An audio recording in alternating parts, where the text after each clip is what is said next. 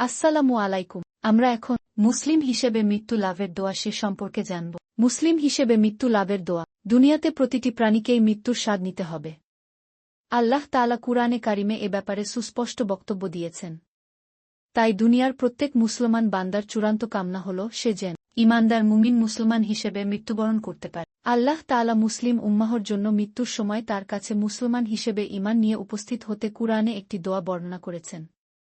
হযরত ইউসুফ আলাইহিস সালাম যখন তার স্বজনদের কাছ থেকে বিচ্ছিন্ন হয়ে গিয়েছিলেন, তখন আল্লাহর দরবারে এ দোয়া করেছিলেন, যা আল্লাহ তাআলা কবুল করেন। যা তুলে ধরা হল। উচ্চারণ: ফাতিরাস সামাওয়াতি ওয়াল আরদি আনতা ওয়ালিগি ফিদ দুনিয়া ওয়াল আখিরাতি তাওয়াফানি মুসলিমা ওয়া আলহিকনি বিস সালিহিন।